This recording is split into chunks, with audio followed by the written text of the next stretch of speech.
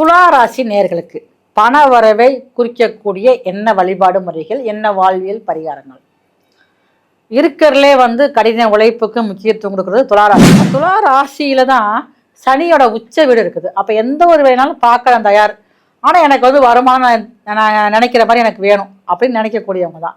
அப்போ எந்த ஒரு வேலைக்கும் எந்த ஒரு நேரத்துலையும் பாருங்கள் உழைக்க தயாராக இருக்குது. இவங்களுக்கு என்ன எவ்வளோதான் உழைச்சாலும் என்னால் ஒரு கடன் மீள முடியல, எனக்கு தேவையான நேரத்தில் பண வரவு ரொம்ப தடையாக இருக்கு. முருகப்பெருமானின் அருளாசி பரிபூர்ணமாக கிடைக்கும். அதே நேரங்களில் முருகப்பெருமான் அருளாசி மட்டும் இல்லாமல் தொழில் மூலமாக உங்களுக்கு வருமானங்கள் அதிகமாக வரக்கூடிய நேரமும் துளாராசிக்காரங்களுக்கு இந்த பரிகாரம், இந்த வாழ்வியல் பரிகாரம் செய்கிறது மூலமாக கிடைக்கும்.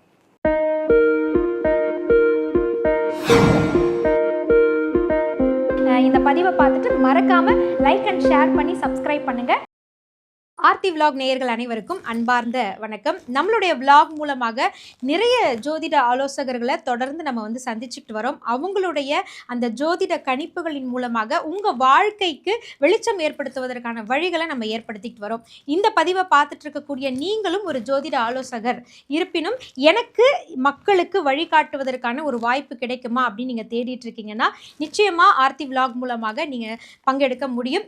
உங்களை கலந்துரையாட உங்ககிட்ட பேசுவதற்கு நானும் ஆவலாக காத்துட்ருக்கேன். உங்களுடைய இந்த ஜோதிட வல்லமையை மக்களிடம் கொண்டு போய் செலுத்துவதற்கு ஆர்த்தி விலாகும் தயாராக இருக்குது. டிஸ்பிளேல வரக்கூடிய எண்ணுக்கு நீங்கள் அழைப்பை ஏற்படுத்திங்கன்னா உங்களை நாங்கள் தொடர்பு கொண்டு அனைத்து விவரங்களையும் உங்களுக்கு நாங்கள் வழங்க தயாராக இருக்கோம்.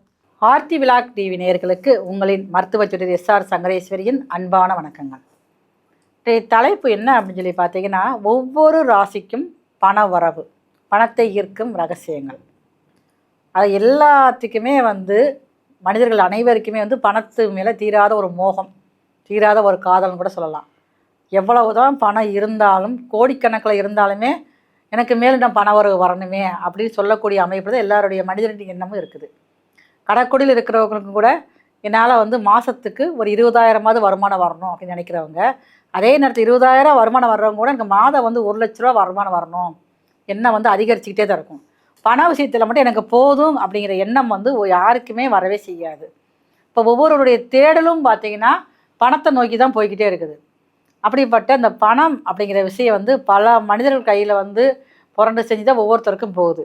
இதே பணம் ஒரு சிலருக்கு பார்த்திங்கன்னா தேவைக்கு அதிகமாகவே கிடைக்கும். அப்போ அவங்க என்ன வழிபாடு முறைகள் செய்கிறாங்க, எந்த வாழ்வியல் முறைகளில் அவங்க ஒரு நல்ல ஒரு மாற்றத்தை கொண்டு வராங்க, நல்ல ஒரு செயல்கள் செய்கிறாங்க. ஒரு சிலருக்கு பார்த்திங்கன்னா பண தேவை இருக்கும், ஆனால் பணமே இருக்காது. அவங்க அன்றாட வாழ்க்கைக்கு கூட பணம் ஒரு அத்தியாவசிய தேவைக்கு கூட பணம் இல்லாத நிலைமைக்கு தான் இன்றைக்கி நிறைய பேர் இருக்காங்க. அப்போ அவங்களுடைய ஒரு கோரிக்கையும், ஒரு நியாயமான கோரிக்கையும் பாருங்கள், என்னுடைய தேவைக்கு பணம் வேணும் அப்படின்னு சொல்லக்கூடியவங்க தான். எல்லா மனிதருமே ஒரு வழிபாடு விஷயமாக ஒரு ஆலயத்துக்கு போகிறப்ப அவங்களுடைய கோரிக்கை அப்படிங்கிறது எனக்கு பணம் வருமானம் வரணும், ஏதாவது ஒரு மூலமாக எனக்கு ஒரு நல்ல வேலை கிடச்சி அதனால் வருமானம் வரணும், நான் செய்கிற தொழிலில் லாபங்கள் அதிகரித்து எனக்கு வருமானம் பெருகணும், என்னுடைய சந்ததிகளுக்கு ஒரு சொத்து சேர்க்கணும் அப்படிங்கிற எண்ணம் தான் எல்லா மனிதருக்குமே இருக்கும். இப்போ இந்த பணம் அப்படிங்கிற விஷயம் ஏன் ஒருத்தர்கிட்ட அதிகமாக இருக்குது, ஏன் ஒருத்தர் சுத்தமாகவே இல்லாமல் இருக்குது, இது அவங்களுடைய கர்மாவா, இதுக்கு என்ன அர்த்தம் அப்படிங்கிறத நம்ம இந்த வீடியோவில் ஒவ்வொரு ராசிக்கும் தனித்தனியாக பார்க்க போகிறோம்.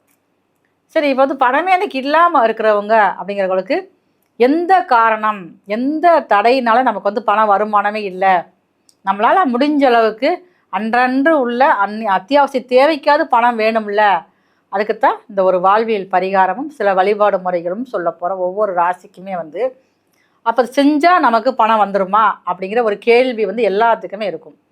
இந்த எந்த ஒரு காரியத்தையும் எந்த ஒரு செயல்பாடுகளையும் நாம் ஒரு முழுமையான ஒரு நம்பிக்கையோடு மனதார செய்யணும். இப்போ நம்ம ஒரு ஆலயத்துக்கே போகிறோம், அந்த ஆலயத்தில் போய் நம்ம வாட்டுக்கு ஒரு வழிபாடு முறையோடையும் ஒரு பயபக்தியோடையும் அங்கே இருக்கிறப்ப தான் நமக்கு அந்த ஆலயத்தில் உள்ள ஒரு நல்ல வைப்ரேஷன் நமக்கு வரும். அதை விட்டு போட்டு நம்ம ஆலயத்தில் அமர்ந்து நம்ம வாட்டுக்கு மற்றவங்களை பற்றி தேவையில்ல விவாதங்கள் பேசிக்கிட்டு அங்கே போய் நம்ம மொபைலில் நம்ம பேசிக்கிட்டு இருக்கிறப்ப இல்லை நிறைய பேர் பார்த்திங்கன்னா அந்த ஆலயத்தில் அமர்ந்து சில நேரங்களில் பார்த்திங்கன்னா ஒரு சண்டை போடுறதுக்கான வாய்ப்புகள் அதிகமாக இருக்குது. அப்படி இருக்கிறப்ப அவங்க எந்த கோரிக்கைக்காக அந்த ஆலயத்துக்குள்ளே போகிறாங்களோ அந்த கோரிக்கை முதல்ல நிறைவேறாமல் தடைபற்றும். அப்போ எந்த ஒரு செயல்பாடுகளுமே வந்து நம்ம வந்து செய்யக்கூடிய அந்த வழிபாட்டு முறைகளும் அந்த வாழ்வியல் பரிகாரமும் பாருங்கள், மனதார பிரார்த்தனை செஞ்சுக்கிட்டு மன திருப்தியோடு மன நம்பிக்கையோடு செய்யக்கூடிய எளிய பரிகாரங்கள் மூலமாக வாழ்வியில் நமக்கு தேவையான நம்மளுடைய விஷயத்தை வந்து நம்மளால் வந்து பெற்றுக்கொள்ள முடியும். அதுக்கு தான் இந்த வாழ்வியல் பரிகாரங்கள், சில வழிபாட்டு முறைகள், ஆன்மீகம் சார்ந்த விஷயங்கள், இது எல்லாமே வந்து நம்ம இன்றைக்கி உள்ள வீடியோவில் பார்க்க போகிறோம். சரி, அப்போ இந்த விஷயத்தை ஒரு நாள் மட்டும் பண்ணால் போதுமா? அதெல்லாம் கிடையவே கிடையாது. தொடர்ச்சியாக நீங்கள் வந்து மனதார நீங்கள் வந்து பண்ணிக்கிட்டே இருக்கணும். அப்படி பண்ணுறப்ப தான் உங்களுக்கு உண்டான பண தேவைகள் பூர்த்தியாகக்கூடிய வாய்ப்பை நீங்கள் வந்து கண்கூடாக பார்க்க முடியும். துளாராசி நேயர்களுக்கு பண வரவை குறிக்கக்கூடிய என்ன வழிபாடு முறைகள், என்ன வாழ்வியல் பரிகாரங்கள்? இருக்கிறதுலே வந்து கடின உழைப்புக்கு முக்கியத்துவம் கொடுக்குறது துளாராசிக்காரங்க தான். ஏன்னா துளாராசியில் தான் சனியோட உச்ச வீடு இருக்குது. அப்போ எந்த ஒரு வேணாலும் பார்க்கலாம் தயார். ஆனால் எனக்கு வந்து வருமானம் நான் நினைக்கிற மாதிரி எனக்கு வேணும் அப்படின்னு நினைக்கக்கூடியவங்க தான். அப்போ எந்த ஒரு வேலைக்கும் எந்த ஒரு நேரத்துலையும் பாருங்கள் உழைக்க தயாராக இருக்கக்கூடியவங்க. அப்போ இவங்களுக்கு என்ன எவ்வளோதான் உழைச்சாலும் என்னால் வந்து ஒரு கடன் வந்து மீள முடியல, எனக்கு தேவையான நேரத்தில் பண வரவு ரொம்ப தடையாகிக்கிட்டே இருக்குது, இதுக்கு நான் என்ன செய்யலாம் அப்படின்னு சொல்லி நினைக்கிறவங்க வந்து நீங்கள் மத்தியான நேரத்தில், அதாவது 1 to 2 மணிக்கெலாம் வந்து செவ்வாய் ஹோரை அப்படின்னு சொல்கிற நேரங்களில் நீங்கள் வந்து துவரம்பருப்பு சாதம் பண்ணி சாப்பிடணும்.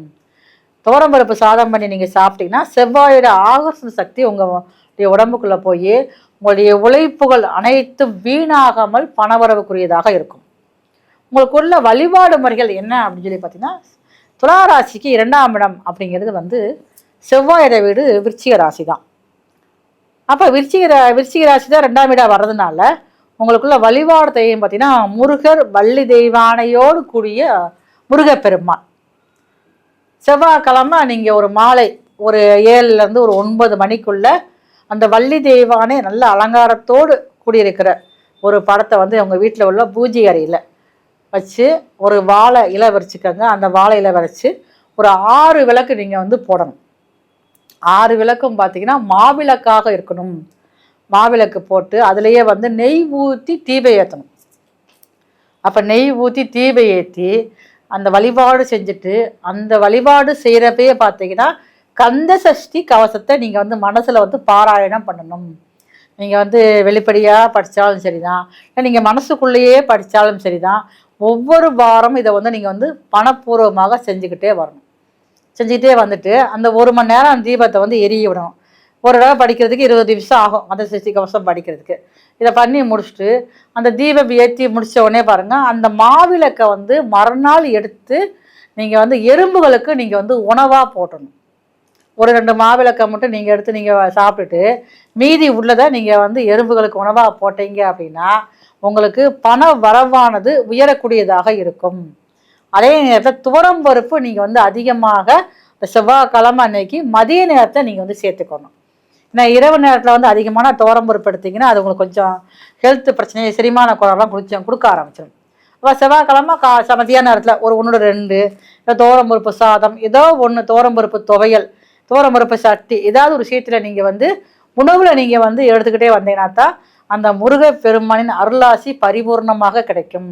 அதே நேரங்களில் முருகப்பெருமான் அருளாசி மட்டும் இல்லாமல் தொழில் மூலமாக உங்களுக்கு வருமானங்கள் அதிகமாக வரக்கூடிய நேரமும் துளாராசிக்காரங்களுக்கு இந்த பரிகாரம், இந்த வாழ்வியல் பரிகாரம் செய்கிறது மூலமாக கிடைக்கும். துளாராசி அப்படிங்கிறது பார்த்தீங்கன்னா காலப்புருஷனுக்கு 7ஆம் வீடு. இப்போ துளாராசிக்காரங்க பொதுவாகவே வந்து தன்னுடைய வாழ்க்கை துணைக்கு முதல்ல வந்து முக்கியத்துவம் கொடுக்கணும். அவங்கள வந்து ஏதாவது ஒரு நெகட்டிவாக பேசுகிறது, ஏதாவது கொஞ்சம் தேவையில்லாத ஒரு நெகட்டிவ் வார்த்தைகளை வந்து யூஸ் பண்ணி பேசுகிறது, அவங்க மனசு காயப்படுத்துகிற மாதிரி ஒரு பேச்சுக்கள் இருந்துச்சு அப்படின்னா அதை கொஞ்சம் நீங்களாக மாற்றிக்கிட்டீங்க அப்படின்னா ரொம்ப ஒரு நல்ல ஒரு பண வரவுக்கு தடை இல்லாமல் இருக்கும். ஏன்னா இவங்க ராசியில் தான் சனி வந்து உச்சமாகறதுனால ஈஸியாக ஒரு நெகட்டிவான வார்த்தைகளை வந்து பயன்படுத்த ஆரம்பிச்சிருவாங்க. அப்போ துளாராசிக்காரங்க ஒவ்வொருத்தருமே வந்து தன்னுடைய வாழ்க்கை துணையை சனியன் அப்படிங்கிற பேச்சு சொல்லி நீங்கள் கூப்பிடவே கூடாது. அப்படிங்கிற பேச்சை நீங்கள் முழுசுமாக நீங்கள் குறைச்சாலே போதும், பண வரவுக்கு தடை இல்லாமல் துளாராசிக்காரர்களுக்கு இருக்கும். ரொம்ப அற்புதமாக விளக்கங்களை நமக்காக கொடுத்துருக்காங்க. நான் மீண்டும் உங்களுக்காக சொல்கிறேன், அவங்கக்கிட்ட நீங்கள் வந்து ப்ரைவசியாக தனித்துவமாக உங்களுக்குன்னு கன்சல்ட்டிங் எடுக்கணும் அப்படின்னா ஆன்லைன் கன்சல்டேஷன் தயாராக காத்துட்ருக்கு. டிஸ்பிளேல இருக்கக்கூடிய அந்த எண்ணுக்கு நீங்கள் கால் பண்ணிங்கன்னா உங்களுக்கான வழிகாட்டுதல் நிச்சயமாக கிடைக்கும். இந்த மாதிரி நல்ல நல்ல ஆன்மீக தகவல்களோடு ஜோதிட ரீதியான பரிகாரங்கள் வழிபாட்டு தலங்களோடு மீண்டும் உங்களை ஒவ்வொரு நிகழ்ச்சியிலும் நாங்கள் சந்திச்சுக்கிட்டே இருப்போம். இந்த பதிவை உங்கள் அன்பின் மூலமாக லைக் பண்ணி ஷேர் பண்ணி மறக்காமல் சப்ஸ்கிரைப் பண்ணுங்கள். நன்றி, வணக்கம்.